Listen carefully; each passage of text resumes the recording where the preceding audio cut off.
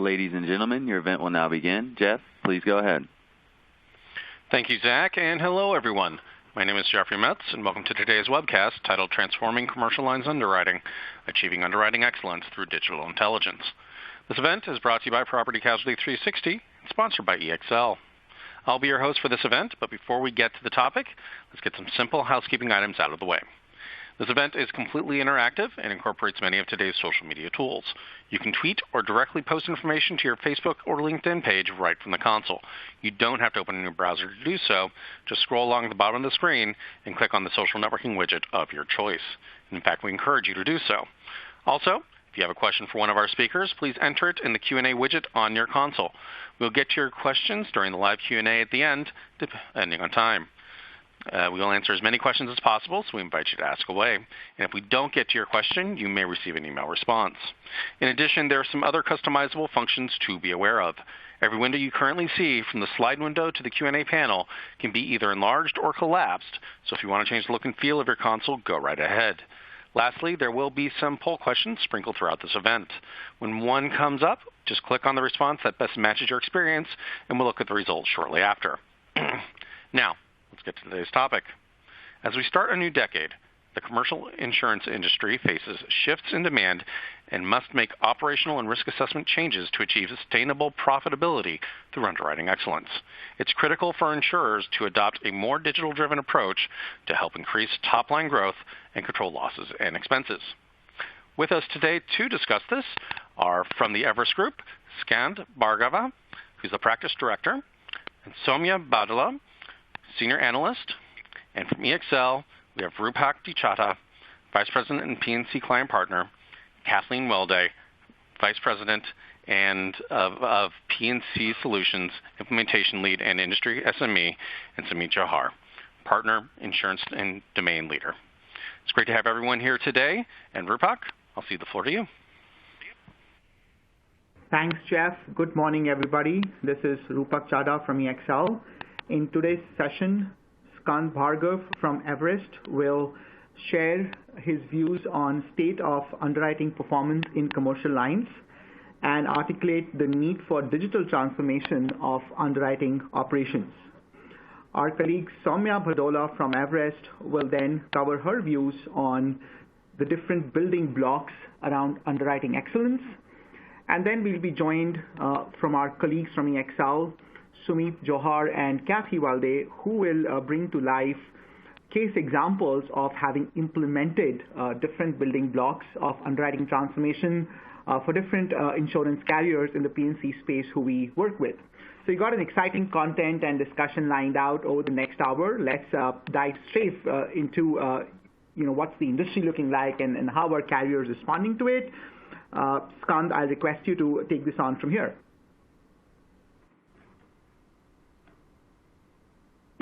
Perfect. Thank you so much, Rupak.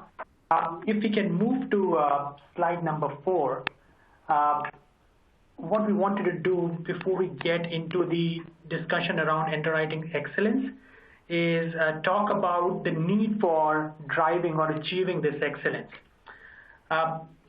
First, let's look at how industries, underwriting function broadly, have been adapting to the changing loss dynamics.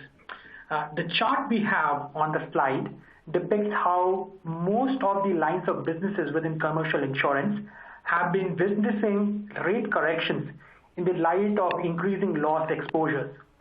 While that's understandable, let's also dig deeper and figure out the underlying factors that are driving these increased loss exposures. The increase in catastrophe losses has obviously been an important factor across both commercial auto and property lines. That, along with the rising severity of losses, particularly in the commercial auto space, have been driving and creating double havoc on the underwriting profitability. When it comes to general liability, what we have been seeing is an increased loss primarily due to greater frequency of settlements, more than the severity of the losses itself. The only place where we see the loss exposure coming down year on year, that is below the horizontal line of the chart we have, is workers' compensation.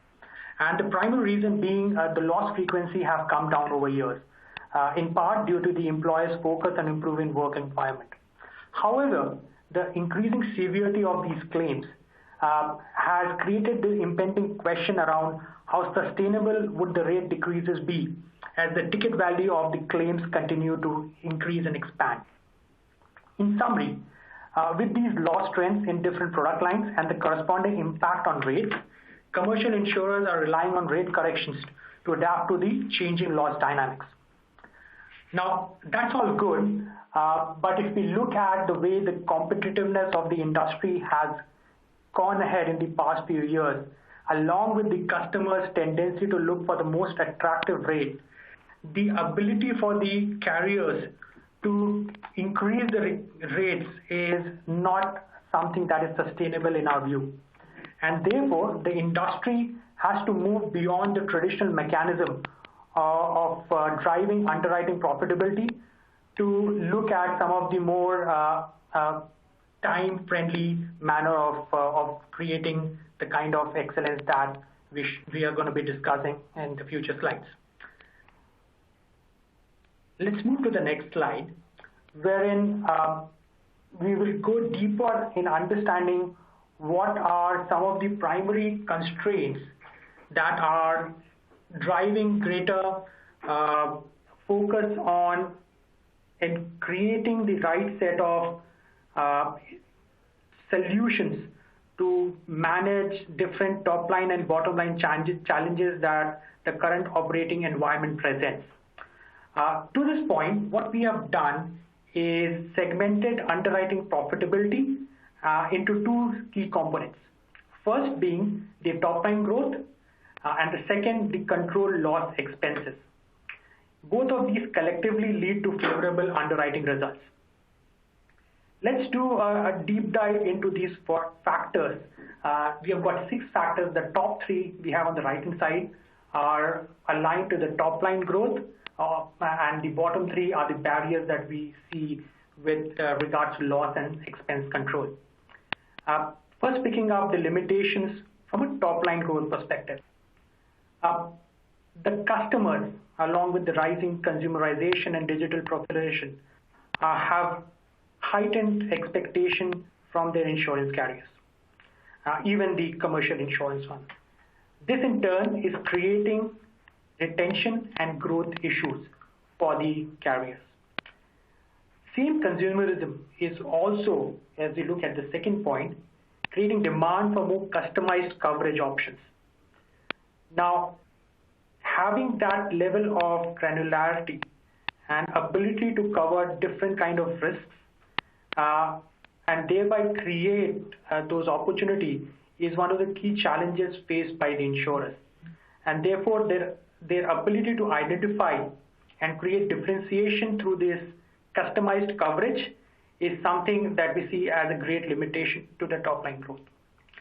Finally, the risk selection and pricing in the marketplace is largely reactive rather than proactive. Thereby, the commercial insurance are not able to identify the right set of risks. One of the key reasons we understand is there's lack of structured and intentional approach to analyzing these exposures, which in a sense leads to more intuition rather than a mix of intuition plus science coming together to create that understanding of risk selection and the pricing philosophy that needs to be followed with regards to that risk. So those were the 3 limitations when it comes to top line growth. When we talk about the barriers controlling the loss expenses to the controlled loss expenses, the first one is the siloed operations. Each of the product lines continue to operate in silos, which means that they would have a higher admin and maintenance cost, as well as it limits development of cross-product line view, which can help identify some of the loss exposure opportunities and drive better underwriting results. Secondly, the product portfolio and adjustment opportunities which is an integral part of controlling loss expenses based on the current market and risk environment, is something that commercial insurers continue to find difficult to manage. Finally, but probably most importantly, the continued fraud and other claim leakages are one of the biggest factors pulling down the underwriting profitability and therefore needs to be managed promptly and conclusively by the commercial insurers. As I said, the traditional mechanism of underwriting discipline, such as rate connection, while they are able to paper some of the issues, they do not conclusively manage the challenges that are currently impacting the industry and the profitability from an underwriting perspective for commercial insurers. What we believe the industry is looking for is more of a digital-driven transformation approach to performing underwriting operations in a more efficient and effective manner. Let's move on to the next slide, wherein we'll talk about some of the operational challenges that we have heard from the property and casualty insurers, and specifically the commercial insurers. In some of our recent conversations, when asked about the key functional objectives by the leadership within the commercial insurers that they are targeting, we heard some of the points that you see on the slide there. I won't go through each one of them, but as you see, these responses are spread across the globe, includes US, UK, Asia Pacific as well. And the common thread that we observed is the focus on creating best-in-class customer experience from their digital-led investments, right? So the focus on digitizing their entire operation is the key, and the underlying objective that they want to achieve through those investments is creating best-in-class customer experience. The other thing that we have noticed amongst the early movers in the industry is that they're not thinking of digital solution in a short-term fixed scenario. They are looking at them, particularly when it comes to underwriting, as long-term assignment for an end-to-end operational transformation and ensuring that all the relevant digital initiatives and investments that are being made are to that larger good of driving the overall operational transformation of their current environment. So what does that mean, and how does that feed into what we believe commercial carriers should be looking at? For that, let's move on to the next section where we discuss the sourcing, the building blocks of the underwriting excellence piece. What I would like to do on the next slide is summarize what we believe are the key digital levers for underwriting excellence, right? We have already established the fact that digital-led transformation of underwriting is required. The carriers who have understood the non-sustainability of purely relying on rate corrections have already started making investment to this particular point. And what we have on slide number 9 are the digital levers, the 5 digital levers that we believe are the primary enablers to achieving underwriting excellence.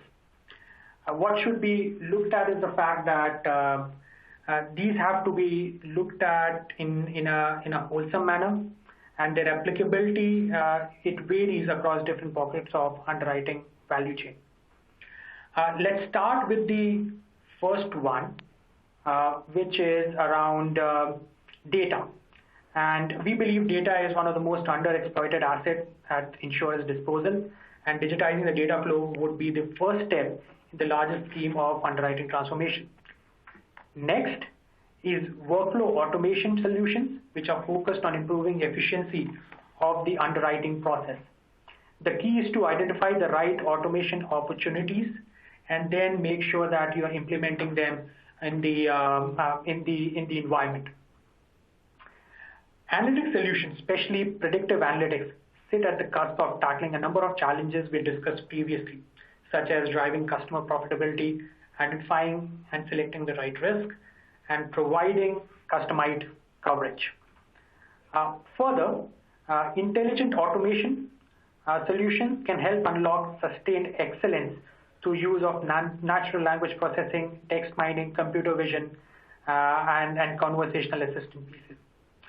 Finally, Internet of Things can provide real-time external data streams, which can then be integrated with the internal data to drive more accurate, customized, and quicker underwriting decision-making.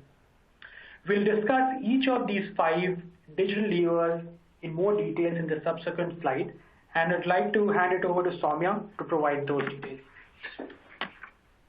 Thanks, Skan.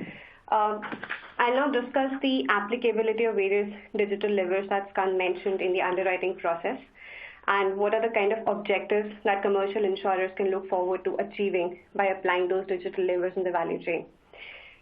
So, as Skan mentioned, data is the most important yet underexploited asset that insurers have. So that is why establishing data digitization workflows to capture all the incoming data has been identified as the foundational element to the entire digital transformation exercise. So such digitized workflows, they just not only enable an improved underwriting result, but mainly they make the life of your underwriter, who is like the core resource here, much efficient. So while underwriters should be using the vast pool of information that is available internally that we have depicted on the left, which is the risk data, financial data, locations data, etc., to make their decisions, that usage is kind of limited because the data might be lying in unstructured formats in either hard copies, emails, PDFs, etc. And underwriters would kind of have to do a very hard job in making that data useful and accessible in the first place. So this is where data digitization workflows enable an improved decision-making with reduced efforts. Then the next step, which is on the right, is enriching this internal data with external data sets, and this will enable a more informed and a validated judgment on part of underwriters. So internal workflows need to be integrated with various external data sources, and these could be your IoT sensors, your public or regulatory databases, your social media data for SME accounts, and many more. Now that we have our access to data sorted for the underwriters, we move on to the next digital lever, which is workflow automation. So coming on to the next slide.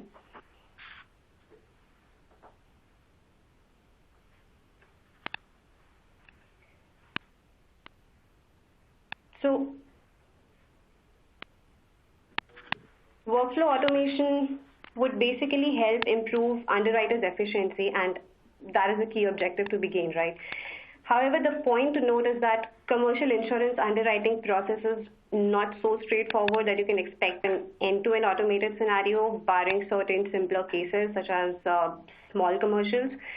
Thus, the key here is to identify specific pockets of opportunities in the value chain that could be automated to kind of reduce the transactional workload that's there on the underwriters.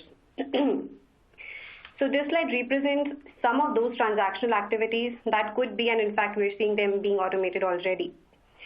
So starting from the left, where we have initial processing, in there we can automate something like pre-filling information, checking for any duplicate submissions, allocating cases to the relevant underwriters, or what we call as triage. Then moving forward, we have different data gathering and sharing activities to be automated, such as collating data from different internal functions, which could be claims, finance, HR, whatever. And then it could be also about sharing information with agents or brokers, for example, to validate the information with the customer, whether whatever we have received is correct or not. Next, we have some of the initial high-level data interpretation and validation could be automated, such as validating the information that we have received with the external data sources, which again brings us back to the point of data enrichment that we talked about earlier, reviewing the policies based on some standard internal guidelines. Moving to the fourth one, which is rating and pricing, which is understandably one of the most complex pieces in the value chain, but there are again transactional activities and opportunities that could be automated, which could look like information inputting in different models, identifying cases that are outside the underwriter's limit and kind of transferring such cases to a higher authority maybe for review. Then at last, we can see some of the request management activities, which could be prioritizing incoming requests, automating the to and fro with the agents, etc. So the basic idea with workflow automation is not to make the underwriters' work kind of obsolete, but it's to enable greater efficiencies in the process with man and machine kind of working together. Now, after workflow automation, we move on to the next digital lever, which is predictive analytics. So predictive analytics would help augment underwriters' decisions through identifying hidden patterns in data and deliver more targeted services. And the way these help is that they would collectively enhance the customer experience that insurers could deliver. So of course, these models would only run on large data sets that are digitally readable and are already structured. So the data digitization and enrichment, etc., need to be in place first. Some example applications, starting from the left, we have highlighted, which could be predicting customer profitability and lifetime value to kind of prioritize favorable submissions or provide competitive quotes in case you expect the renewal to exist with you for a longer term. Next is early identification of any cases that kind of require significant intervention from underwriters, and thus allowing the underwriters to not only plan their bandwidth allocation proactively, but also close such complex cases in a quicker manner, which again enhances the customer experience. Another example, which is on the rightmost, is of gaining the ability to get an in-depth understanding of customers' various risk exposures and kind of targeting coverage accordingly, which also enables insurers to create such long-standing relationships and ensure customer stickiness with them. So before we move to our next digital lever, I let Geoffrey direct the audience to a poll question that we have in regards to predictive analytics leverage. Thank you, Soumya. And as she said, we do have our first poll question for today. So again, please respond with the response that is closest to your experience. Where have you applied predictive analytics solutions within your operations? And our choices are meeting evolving customer expectations, enhancing coverage customization, appropriately selecting and pricing risk, identifying product portfolio adjustment opportunities, and controlling fraud and other claims-related leakages. And we'll just take about 30 seconds to get everybody a chance to respond to this. And we'll take a look at the results.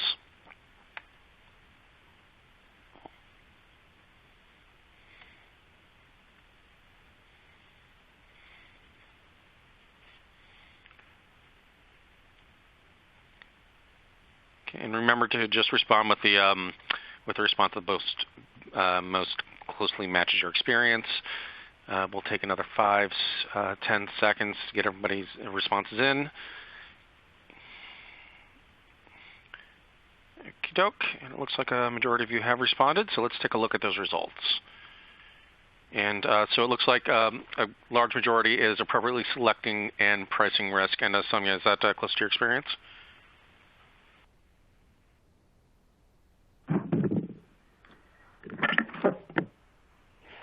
Sure.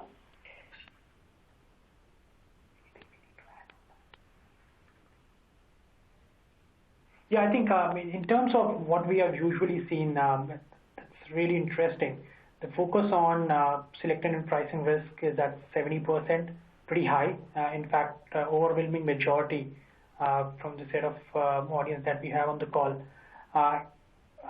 We had seen probably higher degree of focus coming from or adoption coming from the fraud and other claims-related leakages pieces as well in the industry. But yeah, it seems like the degree of confidence that the industry has on predictive analytics to drive better risk management is gone up, which is heartening to say the least.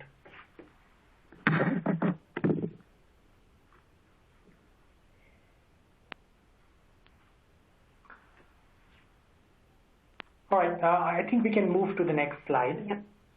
And the next digital lever.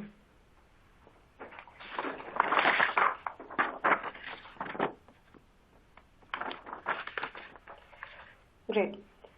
So now we have our fourth digital lever, which is intelligent automation.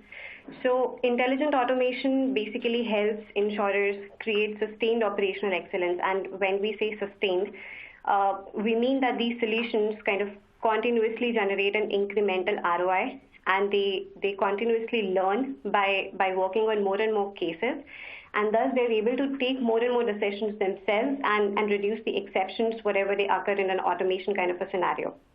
So we have highlighted here some of the IA solutions for which we are witnessing increased adoption in the market. The first one is text mining and natural language processing, which has the highest adoption, and the interest for these solutions kind of continues in the market till date. These solutions not only enable a greater automation downstream by digitizing the upstream data workflows, but they also kind of create possibilities for applying more analytics and uncover deeper insights in the information that is being received.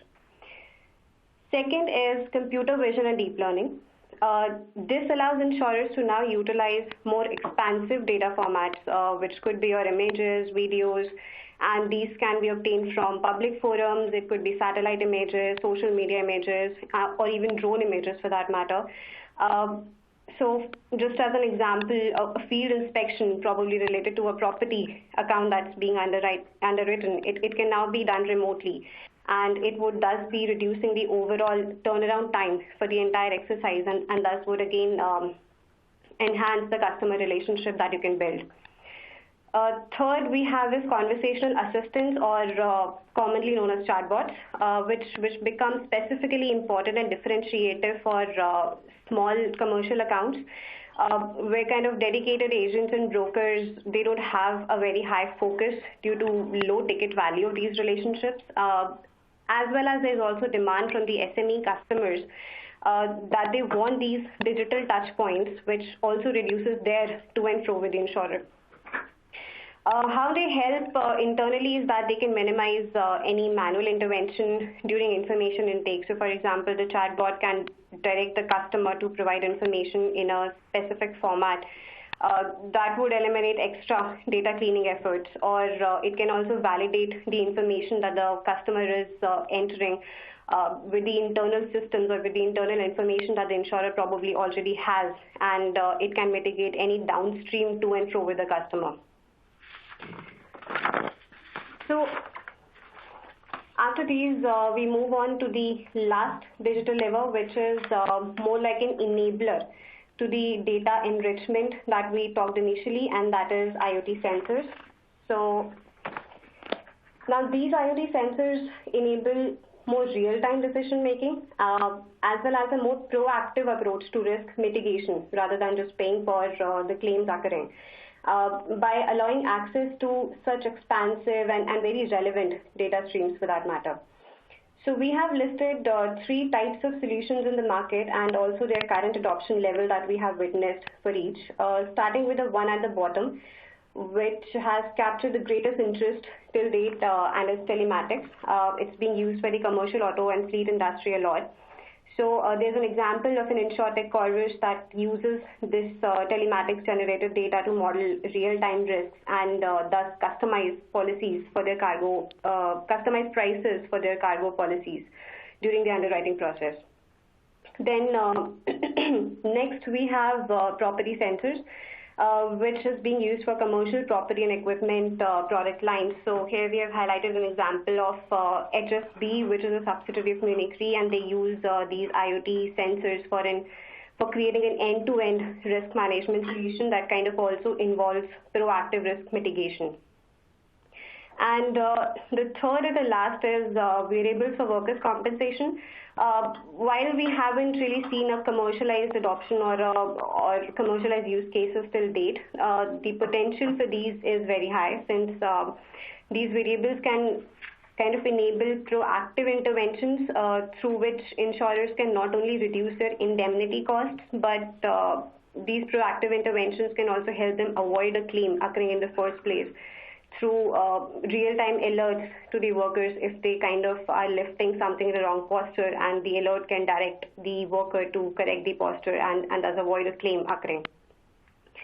Now that we have discussed in detail about the various digital levers and how would they be helping in achieving the transformation of underwriting operations, I'll hand it back to Skand to talk about how to leverage these various levers to achieve the maximum returns from transformation.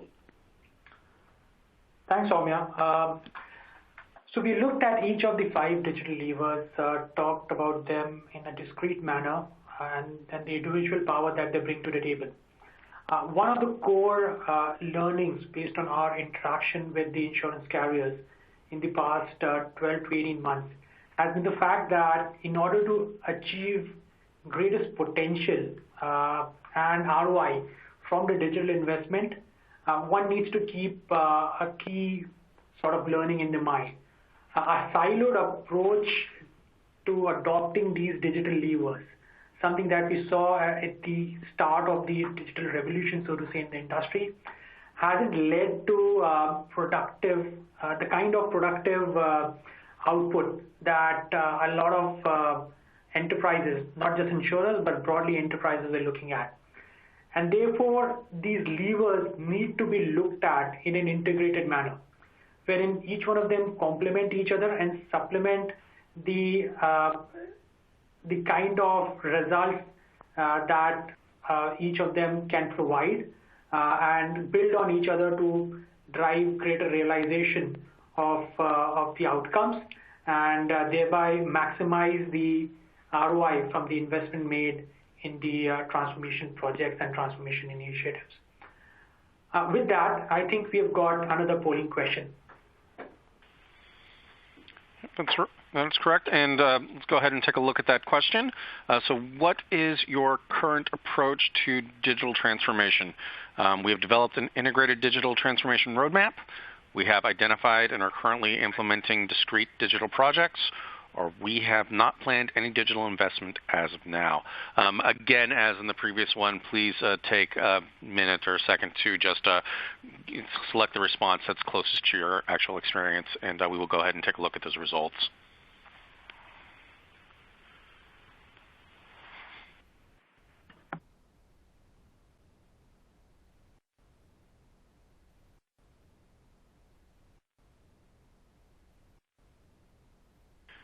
Okay, we've got some good responses coming in. We'll take another about 10 seconds. So if you haven't responded to the poll, please go ahead and do so now.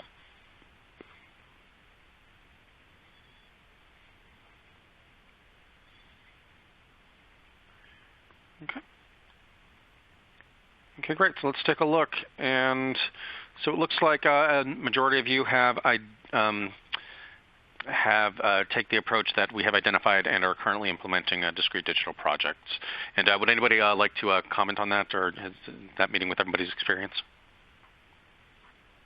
Yeah, I mean, for me, to have more than a quarter saying that they haven't planned digital investment is a surprise. I was expecting a smaller percentage of respondents coming up with that. So basically, what we are witnessing in the industry needs to be further sort of accelerated, and there has to be a greater understanding around the need to invest in digitization of the operations, and also understanding of what is the timely sort of ROI, the nature of ROI, the timelines associated with the ROI that needs to come through, because that's one of the key challenges that we have heard in the industry when it comes to digital adoption. Glad to see that there has been a lot of ongoing discrete digital projects.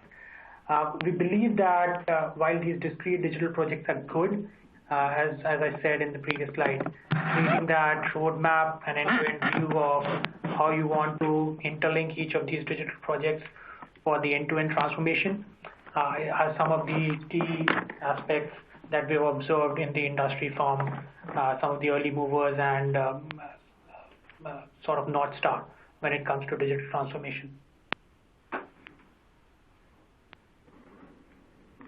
Thank you, Skanda and Soumya.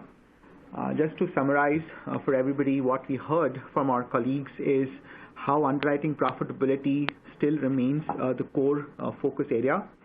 And the insurers really need to target sustained profitability through both top-line growth as well as loss exposure reduction.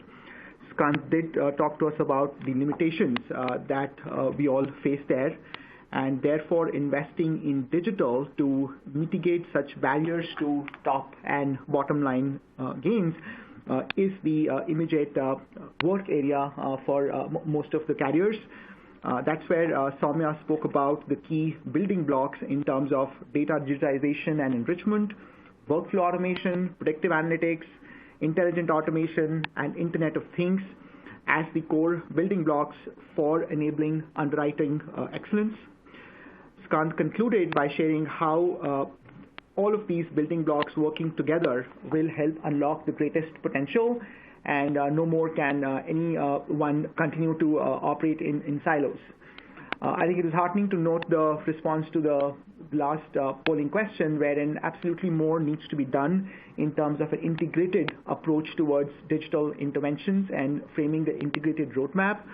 I think that will be a great segue to moving to our colleagues Sumit Johar and Kathy Valde from EXL, so that we can actually get a first-hand view of what are some of the digital projects, initiatives, and adoption industry solutions that we've been helping carriers with and they are working with to improve underwriting performance. So with that, we'll transition to the EXL case studies. Sumit, the floor is yours. We will leave some time at the end for Q&A. Okay, thank you, Rupak. Good morning, good afternoon, all. I'll be on slide number 17 initially, so just want to make sure everybody's on the same slide. And in the next few pages, we will cover a few case examples that tie back to what we've just heard around building efficiency within underwriting.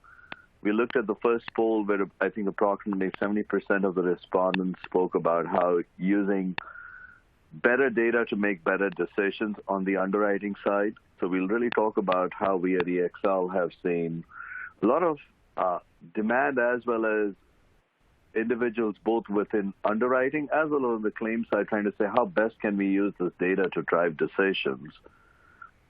And it's all about underpinning this with digital enablers. So data is as good as we can get it to be, and it's important that we bring in a lot of unstructured data, convert it to structured, and then apply the relevant lens to the data to come up with outcomes. So at EXL, we developed a model which really underpinned by machine learning and artificial intelligence is to optimize submission triage process. And by submission triage, all I mean is saying is if once we start from obtaining a submission to actually converting it or binding a solution, how do we go end to end from it? There are some key steps that we built across this model. The first one is obviously around capturing structured data. So data comes to underwriters in many different formats. Could come via email, could come via fax, is in PDF, Excel. How do we take all this information and create a structured format so we can drive analytics from this data? The second piece in our model is really talking around exclusions. So does this actually meet a carrier's appetite? Are there other various outlying factors that will enable us to actually drop the risk right up front? So we're not wasting valuable underwriting time to look at an opportunity we will never end up binding. The next 2 points is really around how best can we use analytics and modeling to understand a probabilistic score as to how probable is it that we are actually going to win this opportunity? And then what is our propensity to bind this opportunity? So somewhere between the intersection of the two lies what I would call the true value of here are the right opportunities for an underwriter within a certain line of business, within a certain industry, within a certain geography. So the aim, again, the word triage is saying how do we take all these different variables, underpin them with what has happened in the past, look forward using predictive analytics as to what could happen in the future, and come up with a list of opportunities that now an underwriter can use. And lastly, even in the model, because even though we are approaching it from a very scientific manner, an underwriter will always say that underwriting is an art.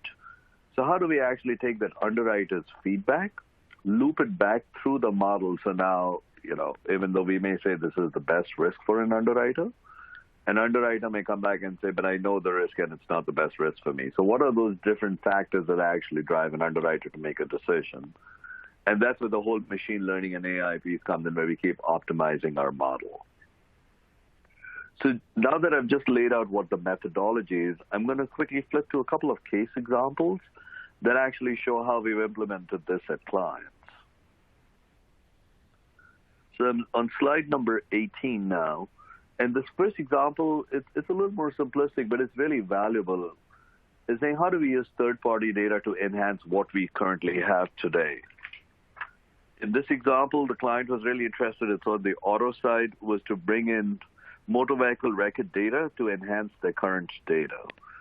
The driver for this obviously was, we could do better risk classification, because driven by how we think about various drivers, we can factor in now good versus bad drivers. So this changes how we would actually price and look at a specific risk, given by both internal data that we've collated over time and adding external data points. And to drive this better risk selection, how do we actually go back and understand that the quality of the data that we are bringing in? So we used APIs to source the data. We used various key indicators to tie the data back to our own internal data at the carrier. And then we triangulated this data to ensure that the quality of the data was superior. So again, the key is third-party data, triangulation of the data to make sure it's good quality data, allows for better risk classification and better risk selection. So I'm just going to move to the next case study in the interest of time, which is slide number 19. And this gets a little more detail into now how we actually use data, analytics, as well as digital to provide better risk selection. So just to highlight what in this particular case, the client had some major challenges. They had a combined ratio of greater than 100, not good. Very high loss ratios of greater than 90. And eventually, as we looked at, further peel back the onion, it was really driven by a lot of bad risk selection. Now, these challenges were driven by outdated models. The team was super busy doing business as usual. They did not trust in the external sources of data, so previously they had been burnt with some bad data selection. And they had no predictive modeling in their models, so their models were very outdated. Our approach initially was, how do we actually set up the data? So the data collection, which is both source internal data as well as source external data. In this instance, sources such as DNB, EASI. The aim is to say, how do we augment the data that we have today to make better risk selections? We ended up doing a lot of variable profiling, so really identifying variables with nonlinear relationships. So again, as we get to correlations, we also want to make sure that one variable is really not driving a decision for another variable. From a model assessment standpoint, we wanted to use both actual versus predicted plots for all the models to try and understand how each model was actually driving a specific behavior for those specific variables. Now, models are only as good as we make them to be, so it's really important for the end user to understand what these outcomes would be. And so visualization played a really key part here. Brought in transparency, helped underwriters understand what the various factors were that were driving different attributes within these variables, which then allowed them to make better decisions. So to make it easier for the underwriter, we obviously visualized what the models would look like. We provided underwriting scores, as well as we tried to measure both business and financial impact of these various decisions that we would make via these models. Some of the key drivers that really came out of these models were we were able to improve loss ratios. More so, we were able to increase underwriting capacity.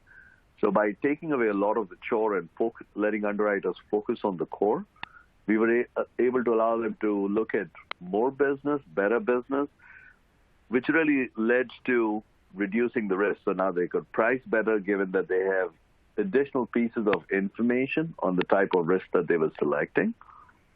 And more so now, this became a reusable model. So the data marts that were built now could actually be moved from line of business to line of business. So we were allowing scalability. So we started in one line of business and very quickly moved to multiple lines of business. So I know I've said a mouthful, but I just wanted to quickly, again, pinpoint how these case studies related back to, again, what we heard in the polling questions, what we heard Scand and team talk around, what is changing in underwriting today. And I'm now going to pass it on to my colleague, Kathy, to actually take us through a couple of more case examples that have shown how we've brought in both digital and analytics to drive efficiency. So, Kathy, over to you. Thanks, Sumeet. Hi, everyone. Glad to be here today. I'm going to talk about two specific case examples where we've helped carriers not only impact the top line growth by freeing up the underwriter's capacity so that he or she can focus on, the risks that are in their portfolio with the greatest likelihood of being underwritten and bound. But we'll also look at how it's impacting the expense management side, which is equally as important.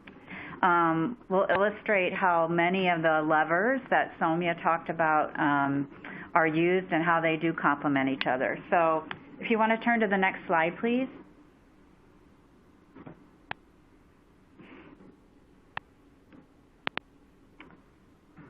This first case example is a common industry challenge, at least from what we've seen in the carriers that we work with in the commercial space.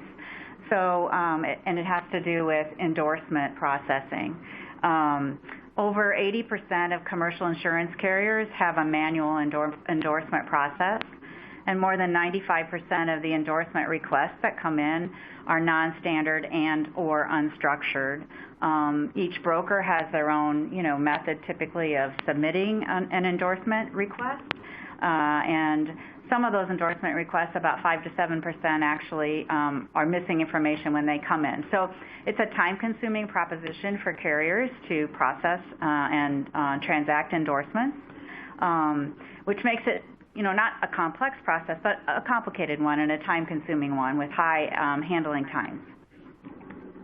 So, and that is because they come in emails, they're unstructured, and there are typically attachments inside of those emails. The typical processing time is anywhere from 5 to 10 days with multiple handoffs and high volumes. So we worked with one of our carriers to implement our digital solution, which is enabling an end-to-end automated endorsement processing. It's a modular solution, which provides the flexibility for a carrier to select the modules, based on their own business need.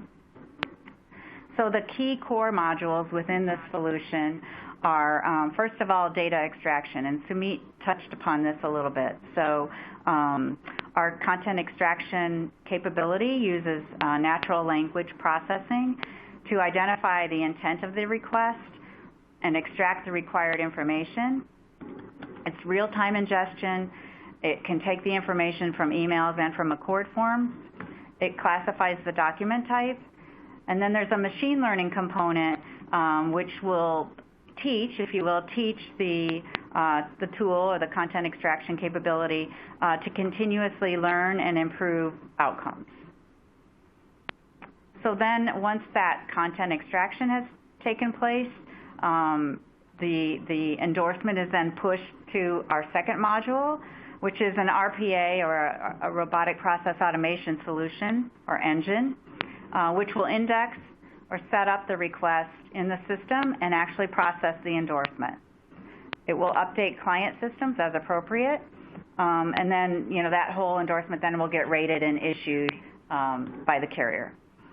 Within this module, there's an embedded 100% quality audit running in the background to ensure that the data being collected or being roboticized is accurate.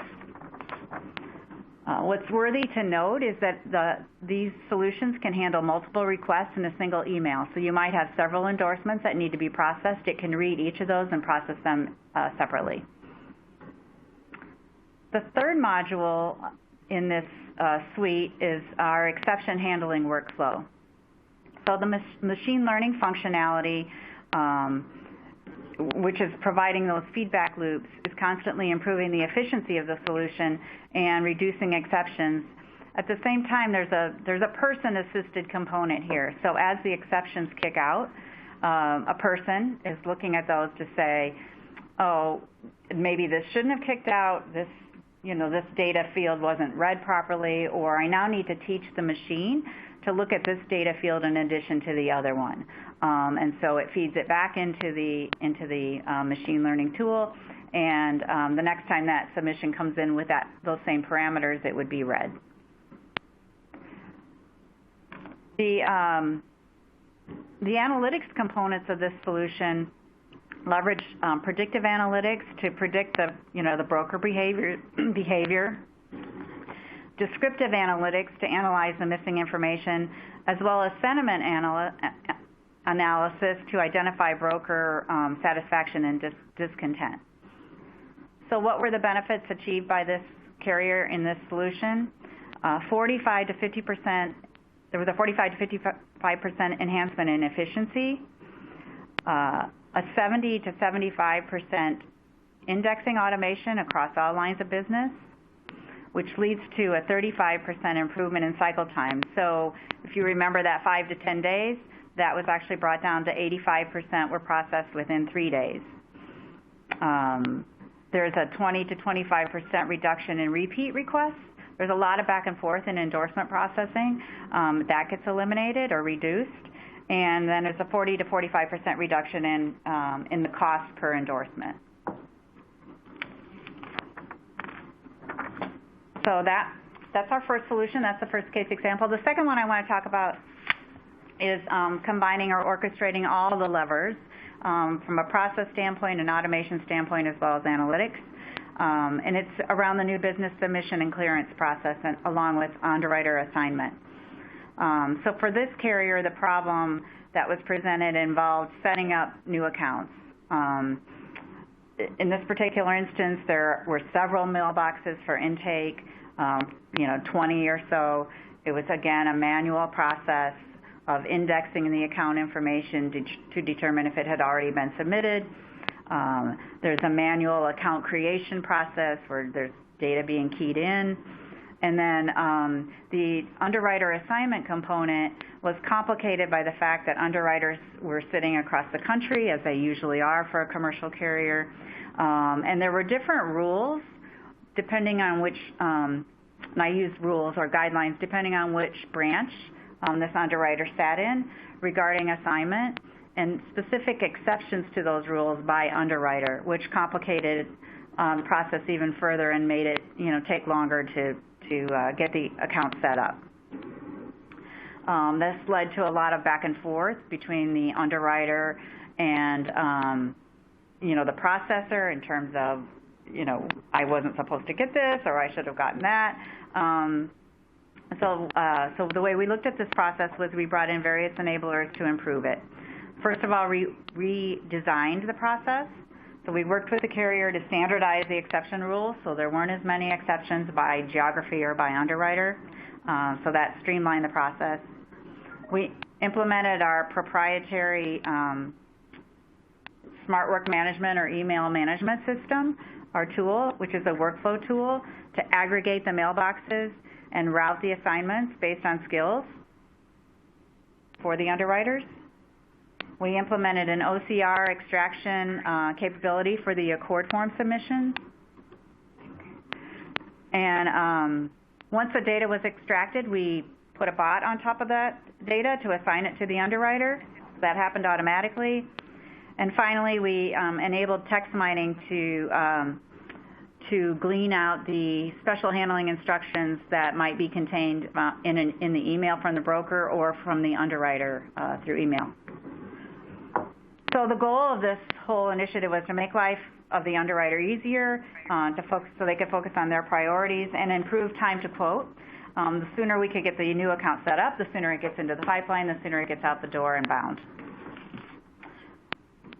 Thank you, Kathy and Sumit, for sharing case examples around submission triage, pricing models, endorsement automation, transmission clearance, each of those actually breaking the silos and bringing multiple building blocks between natural language processing, AI, data analytics, and domain knowledge together to deliver some great results there for our carriers. We would now like to answer a couple of questions that have come through in the last few minutes that we still have with us. The first one is around giving an example of how social media was utilized in underwriting and pricing process. And Sumit, I'd request you to take that for us, please.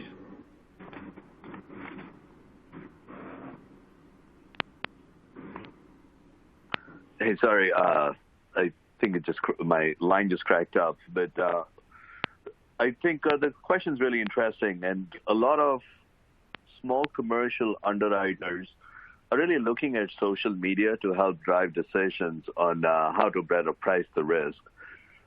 A great example that, I have seen underwriters been very successful in is in the restaurant class of business. How can they use social media to better identify, is the restaurant fine dining versus is it a bar? Do they have catering versus do they not have catering? Do they have their own delivery trucks versus do they actually use somebody like an Uber?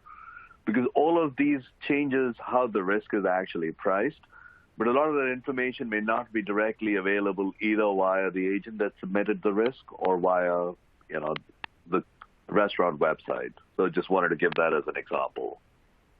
Rupak, back to you.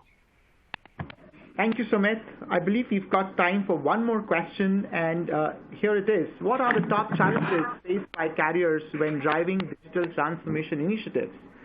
Skan, maybe you can help us with that. Sure, Rupak.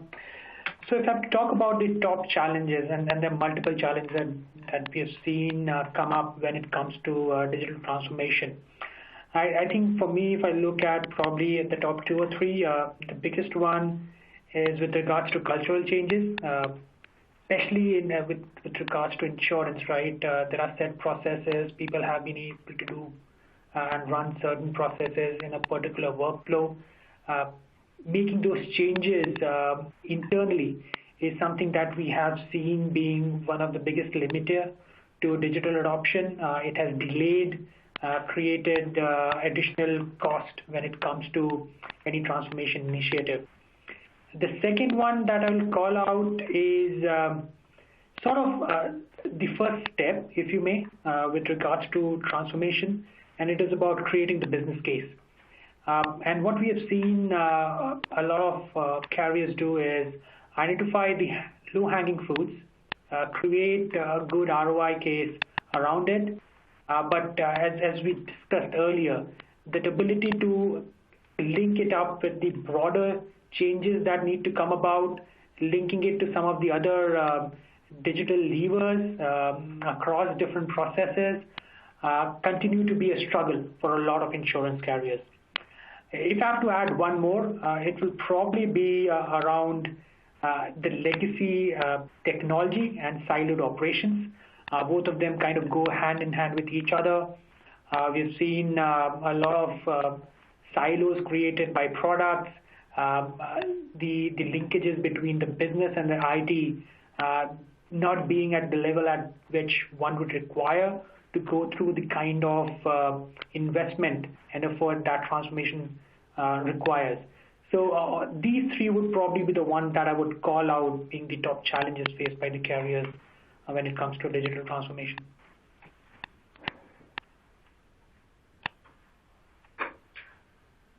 That's it for me. Great. And I think that actually is all the time we have today. Thank you, everybody, for joining us. We hope this presentation was valuable to you. Also, special thanks to Skan, Soumya, Rupak, Kathleen, and Sumit for their insights, and EXL for their support. If you did have any part of this presentation that you missed, remember it will be archived shortly, so you can view it again or refer it to someone else. And we will get the speakers copies of these questions, so you might receive an email response as well. And otherwise, everybody, have a great afternoon.